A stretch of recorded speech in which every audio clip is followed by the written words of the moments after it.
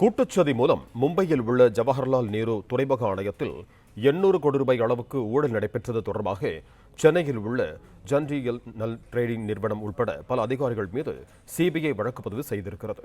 இது தொடர்பான கூடுதல் விவரங்களோடு இணைகிறார் எமது செய்தியாளர் கதிரவன். வணக்கம் கதிரவன், உங்களிடம் இருக்கும் தகவல்களை சொல்லுங்க. மும்பை ஜவஹர்லால் நேரு துறைமுக ஆணையத்தில் கூட்டுச்செய்தி செய்து சுமார் 800 கோடி ரூபாய் ஊழல் செய்ததாக முன்னாள் உயர் அதிகாரிகளுக்கு மீது சிபிஐ வழக்கு பதிவு செய்திருக்கிறது.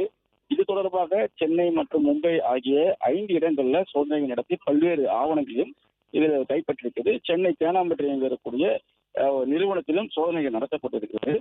மும்பை நவா சேவா பகுதி சேர்ந்த ஜவஹர்லால் நேரு துறைமுக ஆணையத்தில் 800 கோடிக்கும் மேற்பட்ட இழப்பை ஏற்படுத்துவதாகவும் கூறப்படும் ஊழல் தொடர்பாக முன்னாள் தலைமை மேலாளர் மற்றும் தனியார் நிறுவனம் தொடர்புடையவர்கள் மீது சிபிஐ வழக்கு பதிவு செய்து விசாரணையை துவங்கியிருக்கிறது.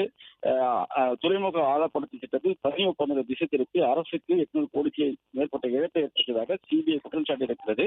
இந்த திட்டத்தின் கீழ் மும்பை மற்றும் சென்னை சார்ந்த 2 தனியார் நிறுவனங்கள் இணைந்த ஒப்பந்தராக இருந்து இந்த ஊழலை ஏற்படுத்தியிருப்பதாகவும் கூறி பல்வேறு வழக்குகள் பதிவு செய்யப்பட்டு அது கூட சோதனைகள் நடத்தப்பட்டிருக்கிறது.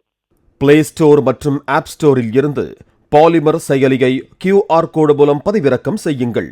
செய்திகளை உடனுக்குடன் பெறுங்கள்.